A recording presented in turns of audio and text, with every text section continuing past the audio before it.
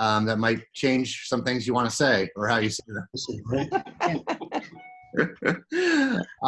Thank you once again for joining. We're really pleased to have everybody on here. If everybody could start off in a muted position, we will have questions and answers later. Just as a how to do it on questions and answers.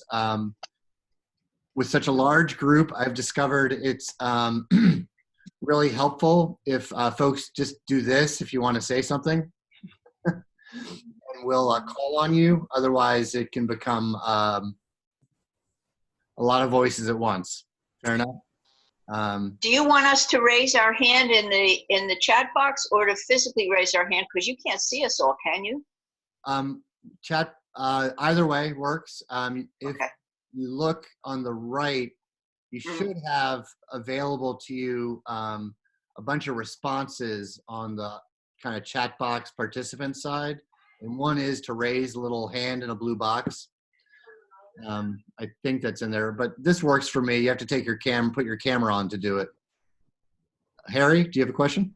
Only that you have 11 people who are not pictured who are also listening. Yeah. Well, if they can become pictured, that would help, or they could put their question in the chat box. How's that? All right. Thank you, Harry. All right. Let's go to mute if we can, and except for the clergy, that is. Although it might be an improvement for worship going forward if our congregations could mute us at various times. This could be an improvement. So what we're going to do here is our agenda is pretty simple. We're going to have our welcome and introductions. The three clergy are going to do initial remarks. And our question that's going to focus our remarks is, what does it mean to be a community of faith at this time? What are the challenges and what are our creative responses? And how do we see this informing our future work, I think is a big question. So that's and then we're going to have dialogue between John, Adam, and myself based on our opening statements. And then we're going to open it up to questions and answers from the group. And please feel free to use the chat or to raise your hand to ask those questions. Is this agreeable so far? Have I summed it up okay, my fellow? Yeah. So, like I said, I'm the Reverend Jarrett Kerbel. I'm the rector at Church of St. Martin in the Fields. Do you want to introduce yourself, John, to the group? Sure, I'm John Wilkinson. I've been at the Presbyterian Church of Chestnut Hill for all of 7 months. And what a beginning. Wasn't planning. This was not in the job description. They should have thought to put it there. That's funny. I'm Rabbi Adam Zeff. I'm at Germantown Jewish Centre, where I've been the rabbi for almost 10 years. And before that, I've been working there almost 18 years. Right. Whoa. Someone giving feedback there? Yeah, we have somebody who needs to mute. Yeah. There we go. I'm going to mute you if you don't mute yourself. Let's put it that way. Okay. So a little background. Before coronavirus, I believe, Rabbi Zeff had convened John and I at his office to have a conversation about some things we could do together between faith communities to build up our bonds, build up our trust and relationship. And we had a good time brainstorming things we could do to kind of build community among our faith communities. Well, then coronavirus came and everything went on hold until John shot out this idea, which I really appreciated, and Adam and I jumped on board as a good first step. You know, let's respond to the moment, right? So that's just the context that starts all this. So I think we all three believe strongly that we need to intentionally cultivate strong relationships between our faith communities so we can support each other and be there for each other in whatever time of stress falls on our community. It's good to know that we have each other's backs before the bad thing happens, right? So John and Adam, do you want to make opening remarks on our question, and we'll just I'll go last. How's that? Sure. Rabbi, after you. Oh my goodness. I was never used to going first in school because my last name begins with a Z.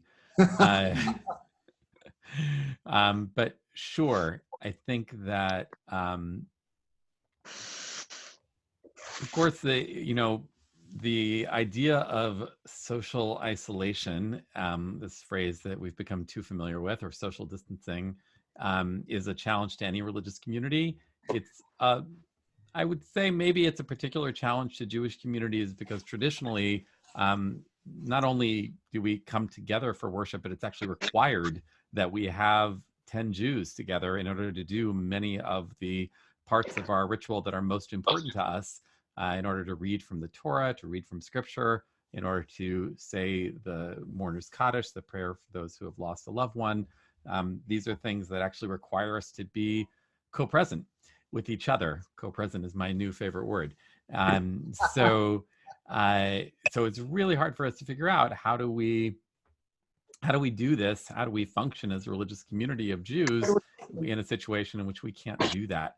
And when this happened, there was a lot of a talk among rabbis about whether we could say, in fact, that people connecting the way we are connecting right now on Zoom constituted a community of 10 people for the purposes of saying these prayers. And early on in the conservative movement, which I'm a part, a lot of rabbis actually made that decision for their community, including me, to say that based on precedents from medieval times, interestingly, that we're talking about a situation where you had some people who were co-present with each other, and then some people who were maybe outside the room, maybe they were looking in the window, maybe because they had a disease that they didn't want to transmit, but maybe they just happened to be outside the room. Or maybe you were gathering as a group and there were some people who were like 100 yards away, and you could see them, you could hear them, but they weren't actually with you in that same space. And based on that, they said maybe those people could count as part of the prayer community. So based on those precedents, we said, okay, well, if we can hear each other and we can see each other, then we can constitute a community for the purposes of prayer. And that, operating on that, we've been continuing to have services. Of course, prayer is not the only thing we do when we come together. And a lot of what we do is checking in with each other and connecting to each other. And that's the thing that we're missing the most. So it's hard to find that in the context of religious services, those really crucial moments at the beginning and the end of services where we connect with each other. Some people only come for those moments. Some people literally only come for those moments just for the last, 10 minutes of the prayer service so that you can have that social connection. So, like many people, many communities, we've been trying to create opportunities to study together, opportunities to just chat together, having people reach out to each other via telephone and email, just as ways of connecting. But I do think Jewish communities really are local, and that's a tradition that goes back centuries, thousands of years, so that it's really hard to reimagine what a Jewish community could be when it can't be local, when it can't be co-present.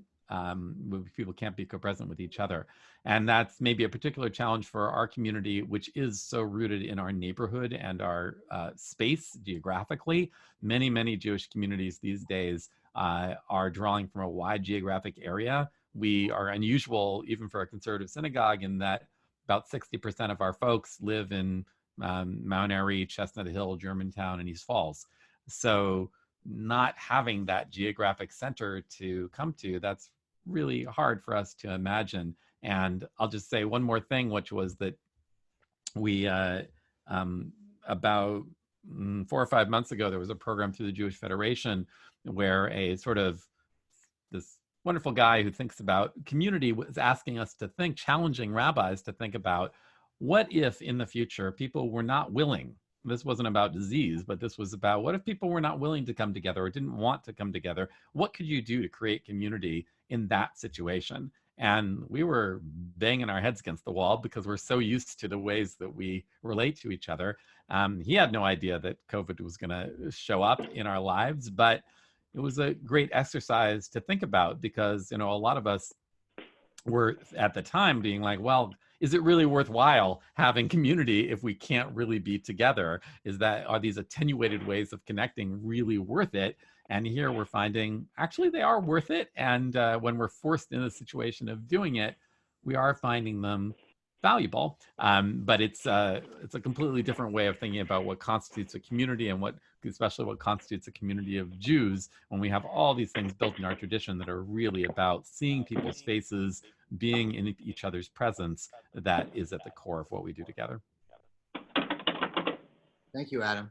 Thank you very much. That's great. Thank you. And much of that would relate to and resonate with our experience. Some particulars different, but we're learning a lot about what it means to be community. Some of it's generational. Generations younger than mine absolutely would say without hesitation, community can exist virtually and online. I'm a latecomer to that belief, but I believe it now. I believed it before this, but I've been convinced more and more. And at the same time, there is something about the relational, incarnational manifestation of community in a place that we certainly miss.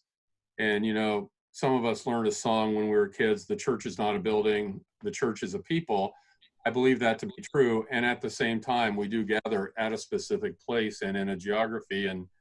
And as long as we're not practicing, you know, what sometimes people call edifice complex, that we worship the building itself, that place matters. So I think we're missing that, even as we're figuring some things out that are working pretty well. We had to figure out what worship looked like, not with any kind of you know, constitutional parameters about that, but, you know, some of my colleagues have decided to gather in their places in small groups and produce worship. Others of my colleagues have done all of their worship remotely and then kind of stitched that together with the Zoom technology. I think one of the things we're learning is keep trying things. Some will work, some won't, and be willing to extend some gentleness and graciousness to one another, which I think has been in good evidence. I think people appreciate the effort as much as the product, which I'm grateful for. I think also to be mindful of who has capacity for technology and who doesn't. And, you know, so conversations around inclusion and exclusion, even in this time. And then the other thing, so we're trying to figure out a bunch of different stuff. We, not unlike our Jewish friends, you know, it's sometimes that hour after worship where a community really is developed. So how do you have coffee hour when you can't get together for coffee? So we're trying to do some things virtually and seeing how they work. All of us wish we would have invested in Zoom somehow, you know, last fall, and we would maybe be rich now. I think the other thing is how we're especially mindful of our vulnerable members, whether they're vulnerable by age or by health status or by if they live alone, and trying to exercise some extra measures to connect, whether it's phone calls or emails, or we have our Sunday school children writing notes to lots of our members just to build that connection. And I think then the question is, kind of what's working, what do we keep tweaking, and on the other side of this, whenever this is, what have we learned about who we are, so that we can I'm always hesitant to use the word silver lining because that seems a little bit cavalier right now, but what have we learned from this moment that we might continue to do later on? And one of the things is, I'll just give you one example, unlike our Episcopal friends, we're not a liturgical tradition per se, but we've been doing some weekly morning and evening prayer, mostly stealing stuff from the Episcopalians. And we probably wouldn't do that if it weren't for this moment. And we're going to keep doing that online, because even if 10 or 15 people show up at a Zoom morning prayer, that's a good experience for us. So some of that stuff we'll keep doing, and then really think about, and then I'll be done, what it means to come back. And I think those are the questions we're starting to ask. It's not going to be like everybody's back in the building in one moment. I think it's going to be more thoughtful and phased than that. And how are we sensible how are we mindful of everybody's sensitivities? So I think what we've learned in this is how powerful community is, and how community can still be enacted in some ways during this. But there are definite gaps, many of which Rabbi talked about in terms of that physical presence, and that presence in a space that not only is geographically bound, but has some strong feeling about it's where people have been married and baptized, and where family members have been buried from. And so that place matters even more than just a place. Thank you, John. Thank you very much, Adam. So much to build on there. That last part about those key moments of life associated with the place where you worship is really kind of a point where, interesting feedback here. I don't know why that's happening. Is everybody muted? Let's see. There we go. No. There we go. Oops, I just had to mute somebody. I think for us in our liturgical tradition that's been referenced, we're experiencing here a very meaningful experience of people longing to be together, and showing that by showing up on Zoom and showing up for virtual worship through Facebook and Zoom and all that. And it's been actually pretty inspiring to see people make the effort to learn and to make the effort to connect. And I've been pleasantly surprised by Zoom. We are actually able to establish some intimacy, some real connection in groups of even 30 people on Zoom, where there's real sharing and real connecting going on. And that definitely surprised me. I was not prone to believe that virtual environments could be warm or intimate or connective. We learned really early on that people wanted to see each other's faces, and that faces have become incredibly important. To see someone face to face has become just, I think the value of that has been gigantically emphasized by this present situation. In our tradition, we're very incarnate, which in Christian theological terms means that we really value physical presence. We value the body. And my staff and I were talking about how it's so natural for us at this time of praying to hold hands with somebody, or to lay hands on them and pray, or to anoint them, and we can't do any of that right now, and that's really a loss, you know. So we're experiencing this weird combination of kind of creative excitement and loss and mourning, because we can't do some of our core things like the sacraments. Right now, we've had to switch to this notion that's long existing in sacramental churches of what's called spiritual communion. So communion, the liturgy of the altar, we call it Eucharist, is core to Episcopal faith practice. And we gather for communion, to receive the bread and the wine, to be in the presence, what we think of as the real presence of Christ. And we just can't do that in a physical way right now. And we're not allowed to do it remotely. In other words, if you were holding bread, I couldn't bless it across Zoom. That's strictly forbidden. So what we have to do is celebrate communion at our altar here at the church on video, and then ask our members to partake of it virtually, quote, spiritually, right? To receive the grace of the moment prayerfully, through prayer rather than through receiving. And I think that's a real learning curve. I think that's a real new thing for people.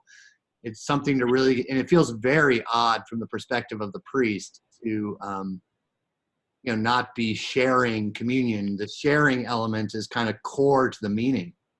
In fact, in the Episcopal Church, you can't have communion and a priest can't consecrate the bread and the wine privately.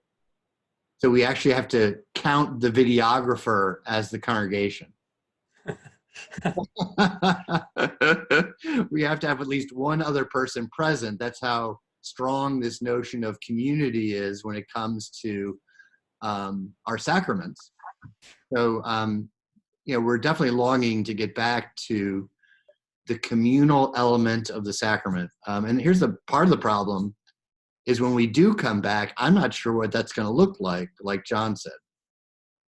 I don't know if people are going to be real eager to get back to sharing the common cup.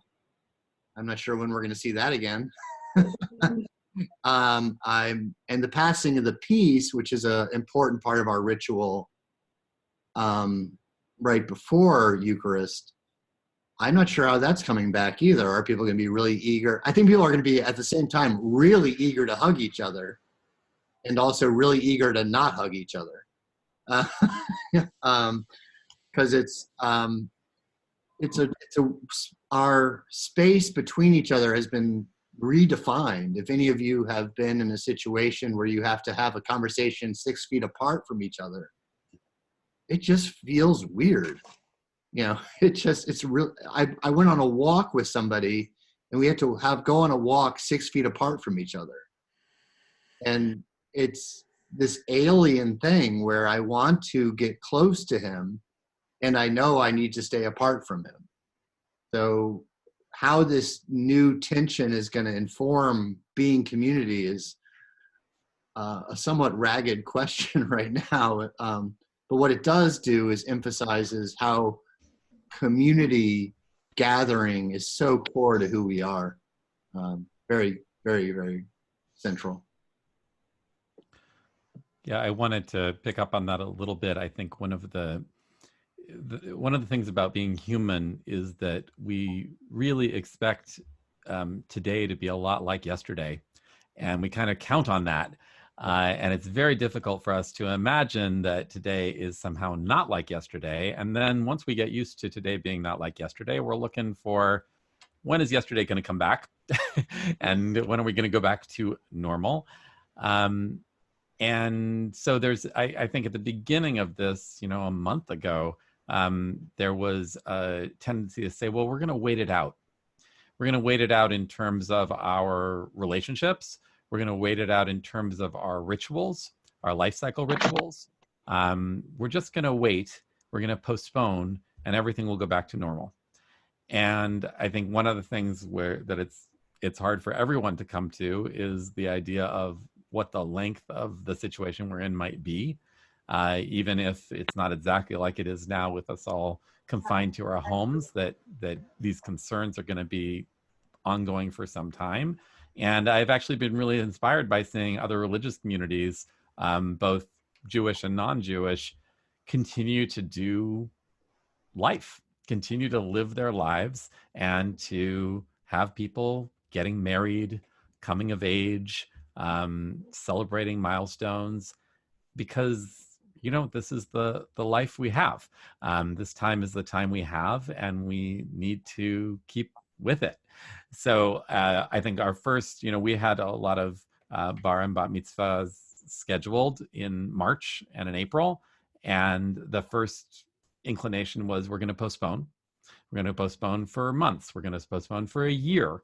And now when I'm talking to families about June and even about the fall, we're thinking about, okay, the inclination, and of course families have to make their own decisions, but the inclination is to say, we need to move ahead with our lives. Children are coming of age and they need to be celebrated, and we need to figure out how to do that in the situation that we're in. And I think that's true for all different, not only our ritual moments, but also our relationships, that we have to figure out how to continue them, because we don't get to put this time to the side and say, oh, this is that special time when we don't do X, Y, and Z, and we'll do it later. We have to say, this is the life that we're blessed to be given, and we need to figure out how to live it in the time that we're in. I agree. That's lovely. I think, we use the word stewardship a lot. So how are we being faithful stewards of this time that we've been given, and not just let it pass? I was also thinking, we're not a liturgical sacramental tradition, and yet at the same time have had to navigate some of that. How do we do communion? And especially when some of this was really coming home during Holy Week, and how those big festival days of our year played themselves out. And in some ways it was lovely to do Maundy, Thursday in home settings, because that was probably more resonant with the first one. But Easter was really hard not to have in our buildings with our flowers and brass and things. The other thing I was thinking about is,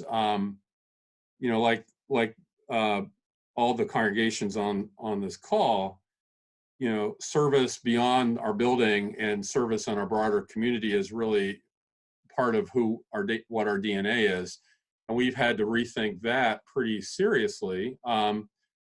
Many of the offsite volunteer activities we have simply have stopped being able to accept volunteers for right now.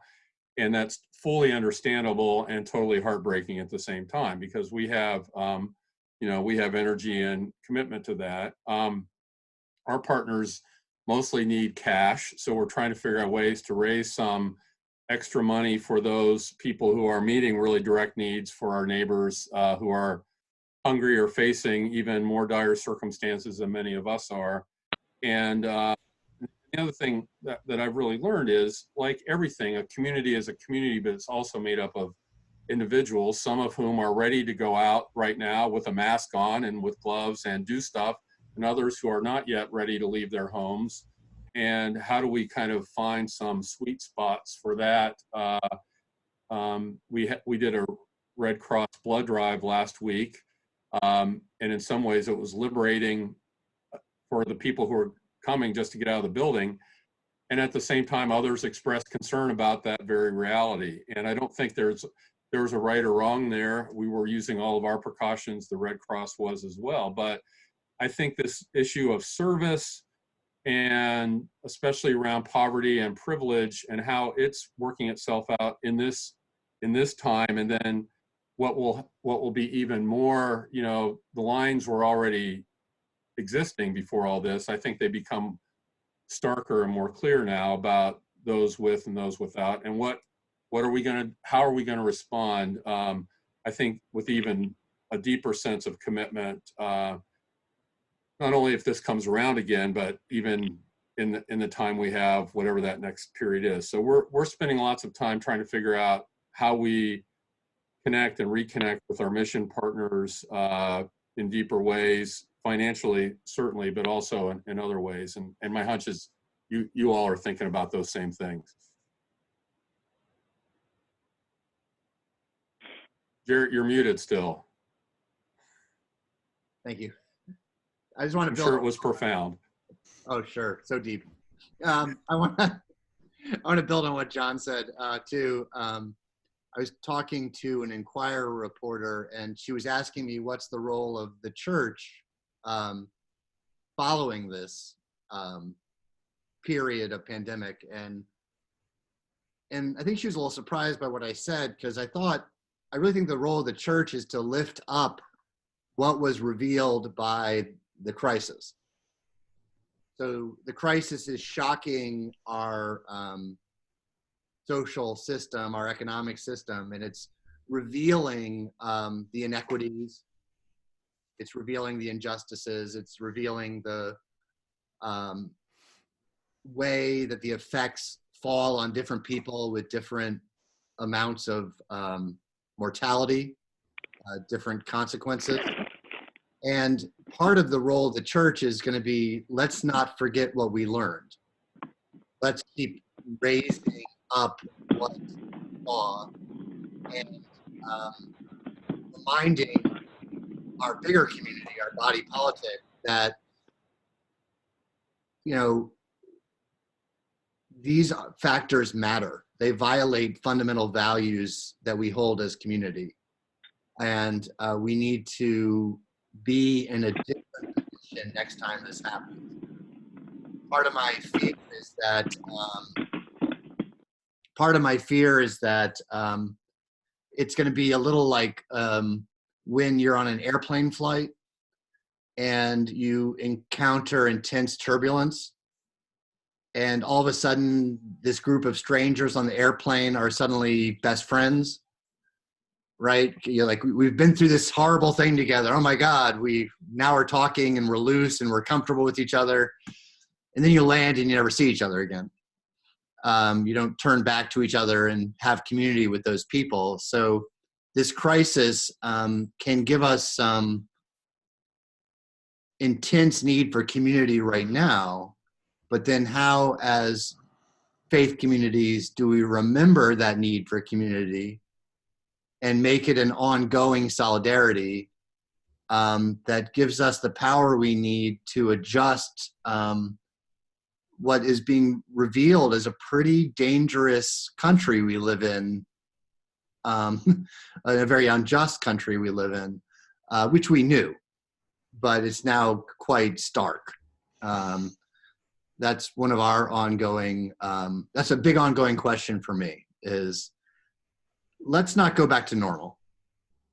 Normal was not good enough. Does that make sense?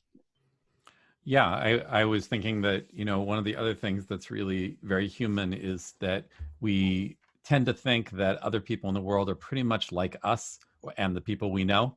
And one of the things about a crisis is that it makes us realize that not everybody's experience is the same. And that, we see the inequities that are rising to the surface under the pressure of this crisis. But I still think for our community, I think that sometimes we have a tendency to think, yes, those things are out there. All those inequities, all that suffering, all that difference is actually out there, and we have to figure out how do we address the thing that's out there. One of the things we've been trying to do in the last few years is we think about things like racism and how do we attack the problem of racism in our society is, well, let's think about how do we attack the problem of racism inside our community? How do we figure out how to dismantle that? That's a first step that we can actually work on. And I think that is happening inside our community in the sense that, some people, it turns out, were much more vulnerable than others, and we weren't aware of it. Maybe we knew it on some level, but we didn't come face to face with it. But the economic cost, the inequities and the ways it's falling on people with different kinds of professions, people with different health statuses, people with different technological accessibility. This is the first time I'm finding out that some of the members of our community who I used to get emails from, and so I thought, oh, they are technologically connected. They actually don't have computers. They were sending me emails by going to the library. And now they're completely cut off from that way of contacting other people. They can't access any of the wonderful programming we're doing on Zoom. And even though Zoom has this wonderful feature that you can, as many people are on this call, you can call in. You don't need to have a computer, so you can access it on the phone. But we were sending out all the information through email. So there was no way for those people to actually connect. So I just think it's opening up the way that difference is unjustly affecting people's experience in our country as a whole, and also inside our community in particular. And that's something valuable. It's not pleasant, it's painful, but it's something valuable for us to confront.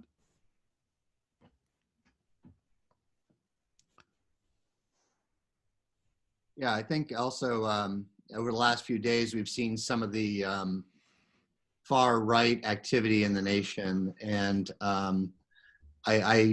that level of anger that boils up is especially concerning to me, for various communities experience that differently, right? And I've been aware through Adam that the Jewish community has been living in the last number of years under a heightened sense of threat from kind of fascistic elements that are feeling emboldened because of the present administration. And I think that's something I'm keeping my eye on more than ever now. But also I think communities of color have that, when Confederate flags are flying freely across the country, I think our African-American neighbors are on high alert. So finding ways to, what do I want to say? Finding ways to assert the counter narrative, right? To show a different kind of solidarity in a time when people are using the tension to rip us apart more is something that needs to be on our minds. How are we messaging that there's a different way, right? That there's a different way to be together that's going to be healthier long term than some of the just ugly advantage taking that's happening right now. And just to add to that, all the numbers that come out that show communities of color are more deeply impacted just by this virus itself, that shows kind of this pre-existing vulnerability based on all sorts of factors that we know, including, all of us on this call have the opportunity to socially distance, and what communities don't. And Adam, I appreciate your kind of the internal concerns within each of our communities, but I think we're all committed to permeability of our walls and our communities. So how that continues to reach out, even in Germantown, Mount Airy, and Chestnut Hill, and the neighborhoods in which we're located, and what's our, I think, faith responsibility to respond to that, even locally as well as nationally. And the other thing I can't help but think, and I'm not smart enough to figure this out, but we're gathering on Earth Day. What's the relationship between this pandemic and broader climate environmental issues? And again, what can we do locally, and how do we have that faith conversation in a deeper substantive way? I think one of the wonderful things I think that's actually happening in the Jewish community is a new appreciation of something that people know about, that, in rabbinic tradition, the value of life is paramount, and it overrides all sorts of other restrictions, and pretty much almost any restriction we might have is overridden if we have a chance at saving a life. And as I was recently reminded by a colleague, it's not just when a life is threatened, it's actually if there's even a potential that a life is threatened, that we have to change the way we're acting and do things that might be uncomfortable for us or unaccustomed for us, violate our ideas about what you do on the Sabbath, because the potential of a life being threatened is enough to make us reorient our priorities. And that reorientation of priorities, I think, is incredibly important. If we can hold on to that, to say, we know that there are a lot of things that divide us. We know that there are a lot of things commitments we have that are important.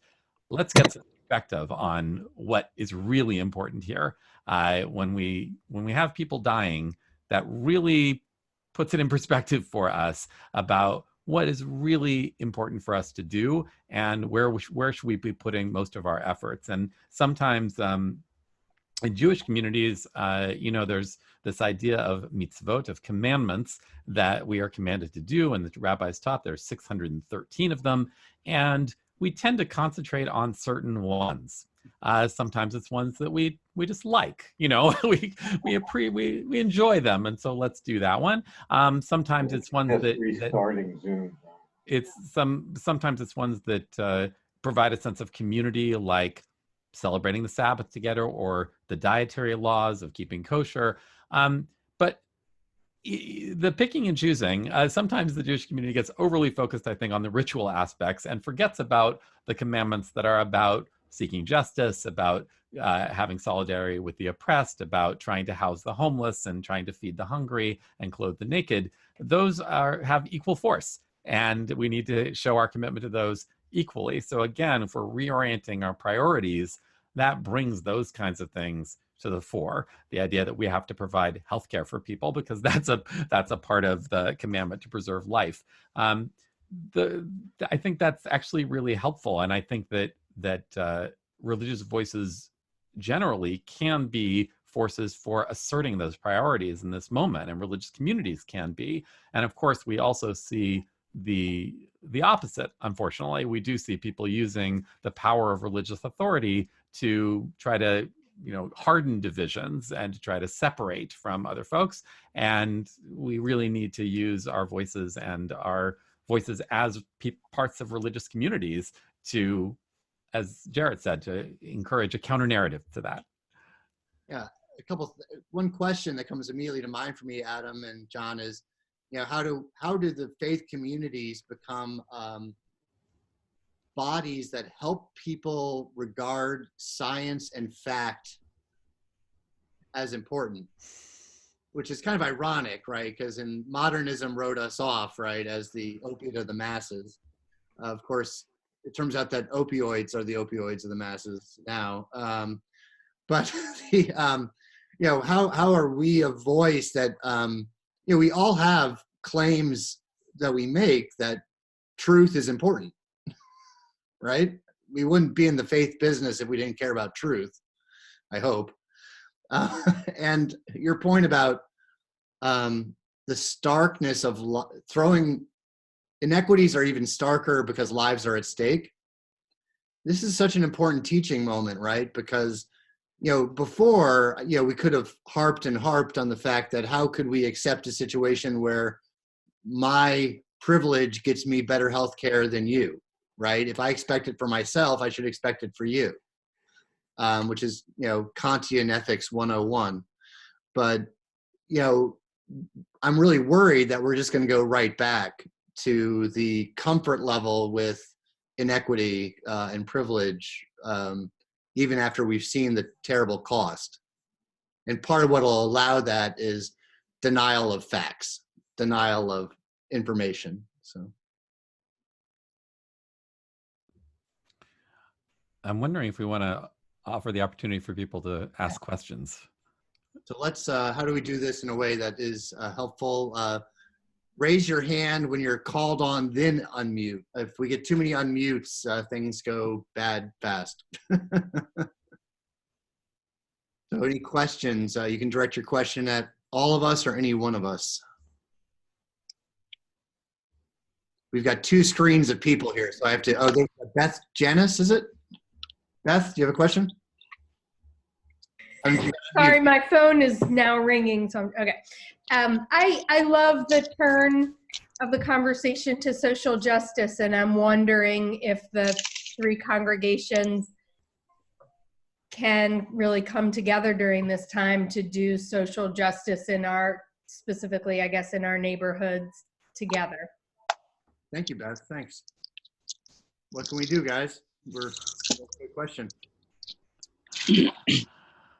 Yeah, I think that it is really,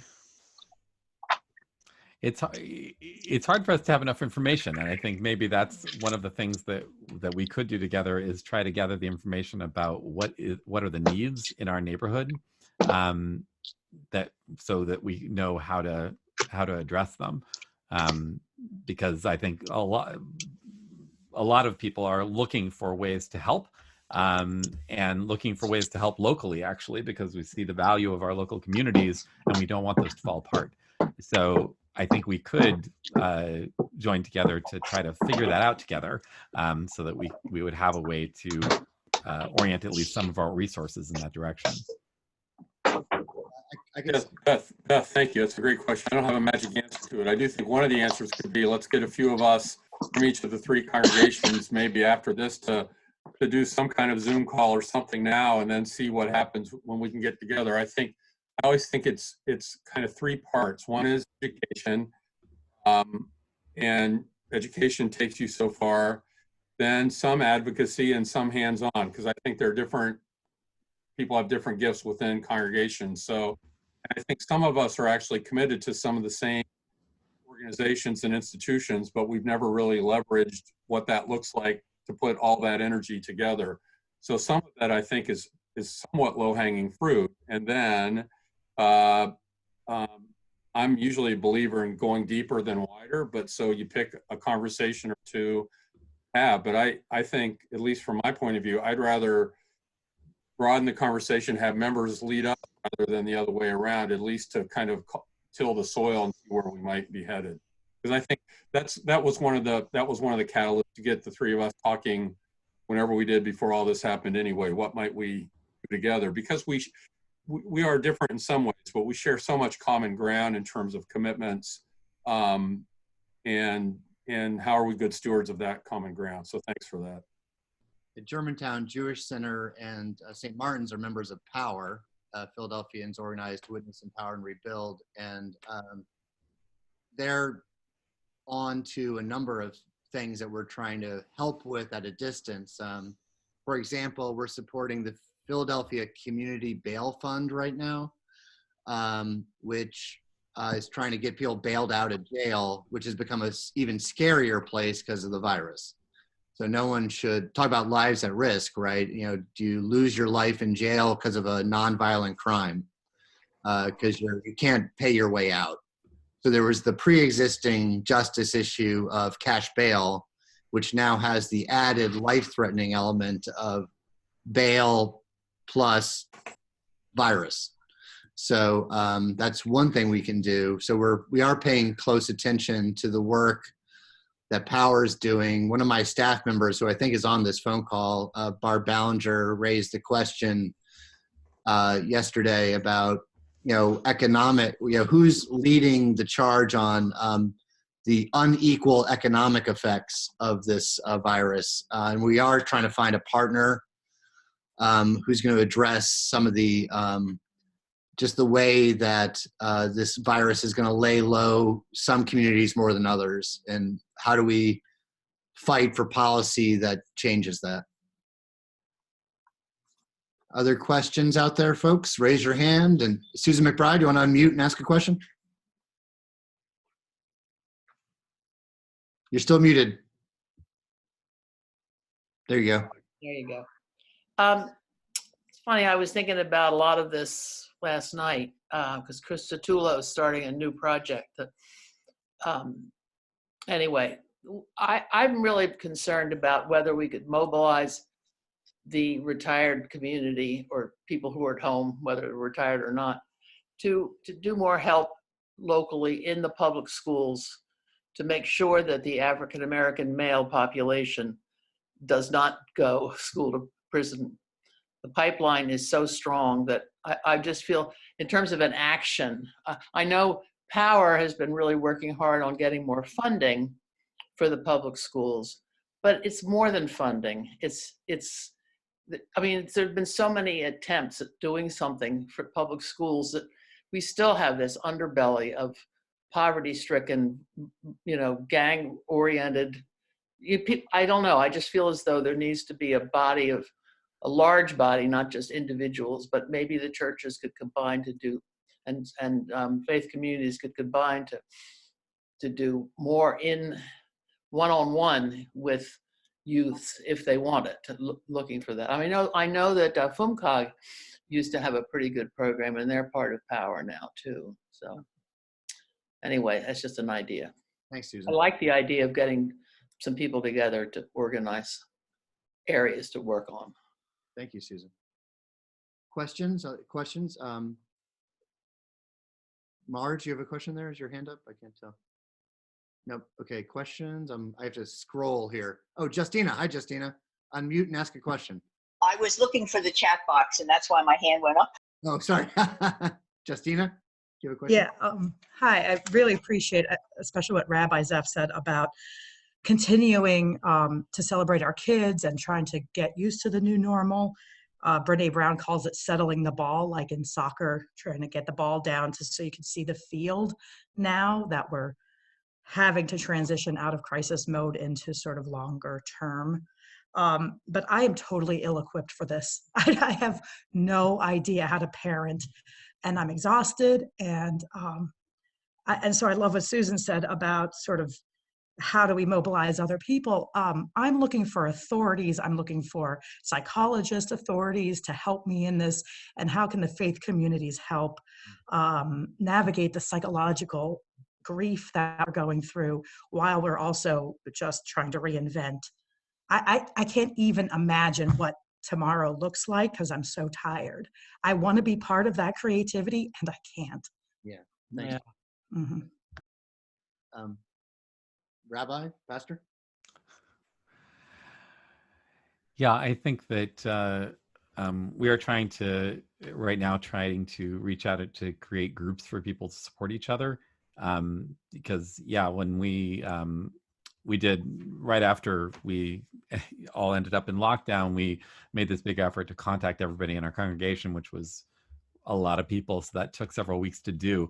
And one of the things we found was we actually arranged our list in reverse age order. In other words, we contacted the oldest people first, sort of assuming that maybe older people might have more difficulties and what we found was, with some exceptions, that people in their 90s, 80s, 70s were actually okay. It's when we got down into the 50s and 40s and 30s that people were incredibly stressed, because right in the, we talk about the sandwich generation, but right in the middle of, like, you're working full time, you're now schooling your children full time, and you're worrying about your parents full time. So I do think that that support groups can be really helpful with that. I think the other thing, just in our tradition, is more ritual. I think that we don't normally, haven't ever at Germantown Jewish Center had services every morning, and now we do have services every morning, and just trying to provide regularity in people's lives. And we have also, as many people have experienced, a lot more people coming to services than normal, even though they're in this strange attenuated format of Zoom, or even for us on Saturday morning, just an audio stream. And yet we have a bunch of people showing up because people need that place to connect. And I think, for a lot of us, it's not a matter of looking ahead. We can't look ahead, just like you were saying. We're struggling with the moment that we're in. And maybe even looking ahead is a bad idea. Just psychologically and spiritually, trying to look too far down a road where we can only see about 10 feet down the road is damaging for us. So we have to figure out more ways to be in the moment. And I think that in terms of spiritual experiences that we've had during that time, I think the times when we've been able to gather people, even virtually, and have a moment where we're just sitting together, where we actually can be in this one moment, that has been settling for people a little bit, to be able to say, let's be in this moment together, and then we'll go on to the next thing. Because one of the problems with the way that we're living right now is that there is just one thing after the next, again and again and again and again and again. It's hard to have any separations. Even for those of us who observe a Sabbath every week, it's very hard to stop, because usually we notice the difference about the Sabbath because we're in our homes. But now we're always in our homes.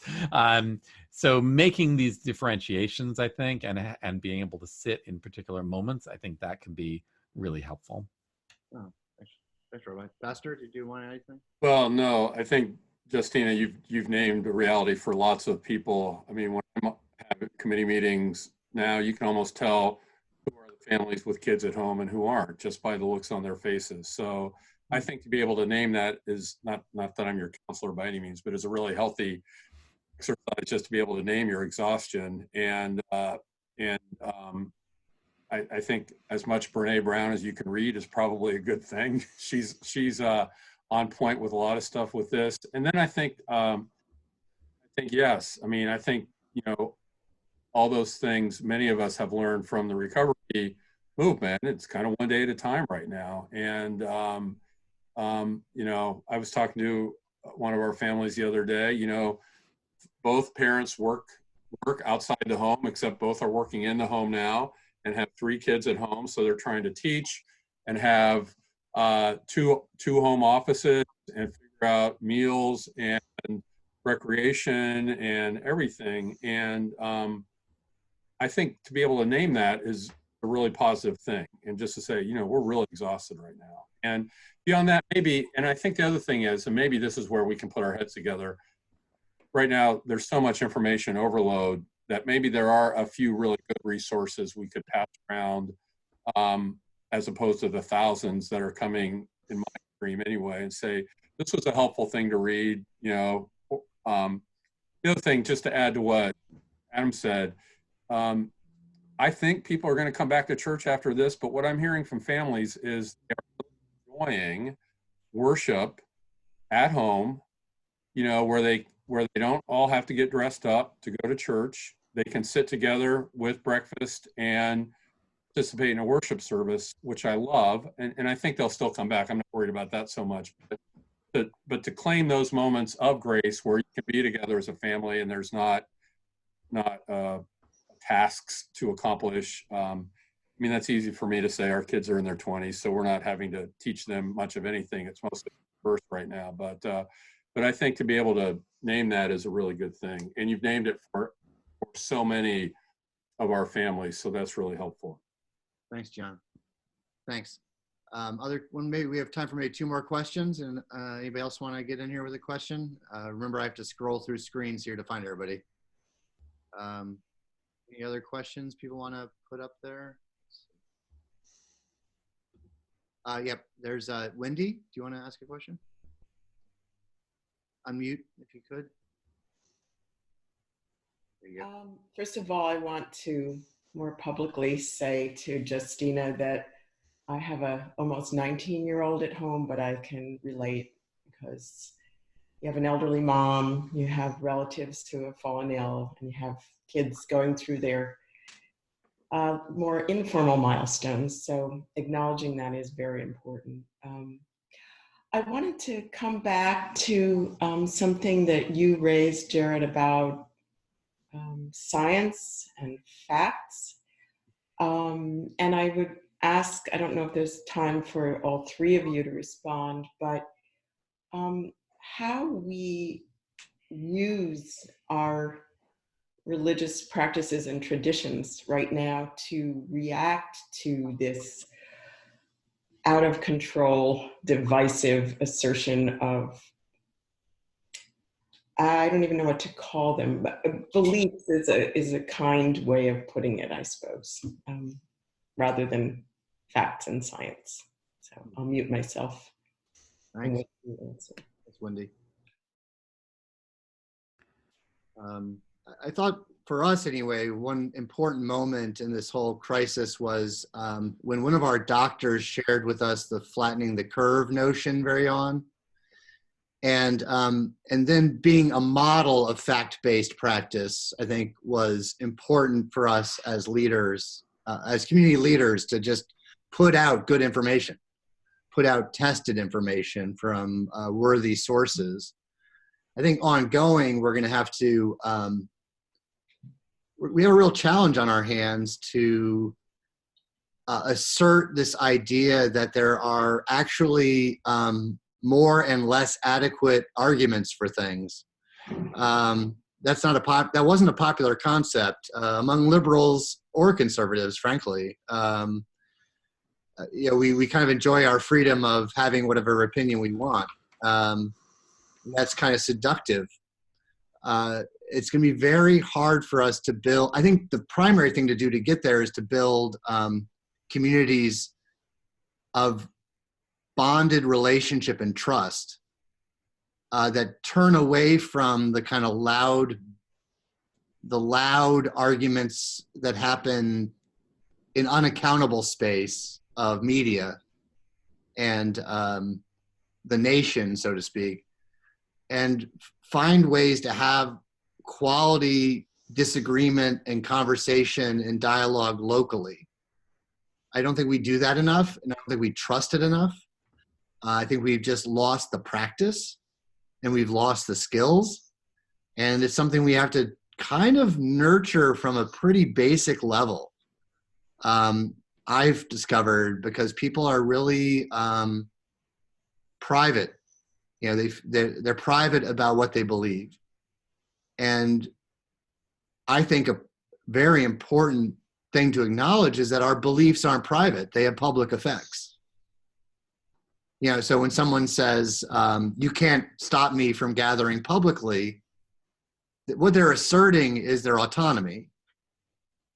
And what they're denying is that there's any public good that they're part of. I was literally in the Winmore 7-Eleven getting my morning cup of coffee early in this whole thing.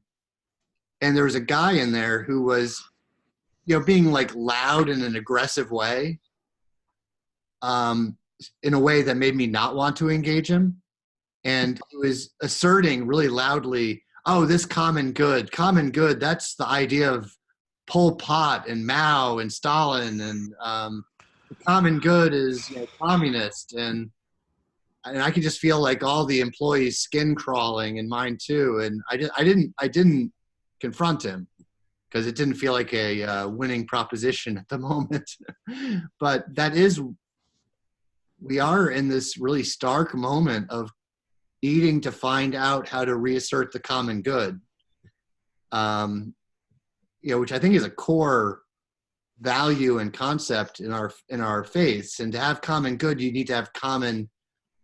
I think you need to have common language and common commitments, and that's a lot of work to get that back from the eroded state they're in. So, yeah, I also think that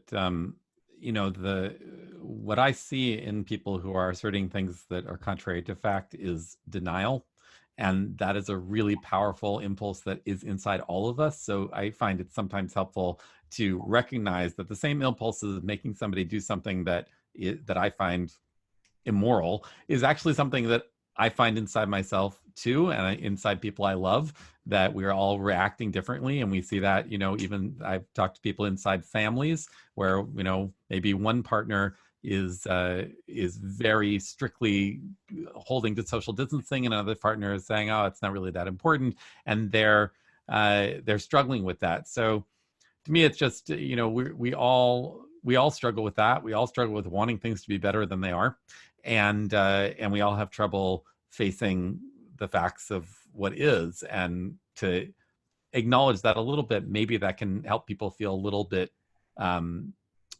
less vulnerable and defensive, to acknowledge that, we are all in this difficult place, and we all do need to face things that we would rather not face. Yeah. Just add briefly that I think, all of us want to get back to something, and whether it's so that some of that impulse that I disagree with the tactics, the impulse I can certainly acknowledge, whatever that something is, even if it's not like it was, but something. I'm ready to have people in the sanctuary again. I'm ready to, not wear a mask at Wegmans and things like that. So I think just to acknowledge some of that impulse, and whether all of us acknowledge we're part of the common good, I think our traditions would say that anyway. So how do we live out those values? I think the other thing, this is in a different direction, all of our traditions probably have our names on some hospital somewhere, and all of us have people doing the kind of research we're talking about. So how can we access that knowledge and help us both locally and more broadly? Because even the word fact and science have been so weaponized in this moment. Can we find other ways to have those same conversations with people who really are? I mean, we've got pharma people in our congregation, I'm sure you all do. So how can we learn from them about processes? How can we pay attention to the really smart people who are doing medical research right now? And that's a way to gather some of this conversation. And then again, to allow the permeability of the conversation to kind of keep blooming in other places. And it's a long conversation. We didn't get to this moment just in the last little bit. It was long and developing. So, but we do have resources, I think, real live flesh and blood resources who are thinking about this stuff. Thanks. Natalie Hill, my communications associate, just put a link in the chat box on this topic of misinformation if people are interested. I think we need to start wrapping up here. I have to actually go record a worship service, which is so weird to like record a worship service on Wednesday. It's just, talk about time displacement. I want to thank Pastor Wilkinson and Rabbi Zeff for participating. We've got our email addresses in the chat box. So if folks have ideas for our faith communities that you'd like to see us engage as a collaborative, let us know. Reach out to us, talk to us. If you need resources, reach out to us, or know neighbors who need resources, reach out to us. We are meant to be, pillars of the community. We're meant to be stabilizing factors that build community in this region. I want to thank everybody for participating. I think at our height, we had about 56, 58 people on here, which is pretty remarkable and wonderful. So bravo to y'all. And, we can probably do this again if you want. If you have any topic question you'd like us to address. I think there's a lot of fun we could have in this conversation, to tell you the truth. I'm always blessed when I'm with Adam and when I'm with John. So it's just so nice to share that with y'all. Okay. Likewise. And I was just going to say, we'll try to figure out a way to post this, because I know at least for some of our members who weren't available on Wednesday morning at 10:30 might want to be part of this conversation. And we'll realize the production values aren't of TV evangelist quality, but the earnestness and the authenticity, I think, has really been wonderful. So thanks to all of you, and thanks to my colleagues for being a part of this. Thank you. Thanks, Adam. Well, bless you all. Be healthy. Be well. Thank you. Each other. Bye-bye. Bye-bye. Thank you. My story out there.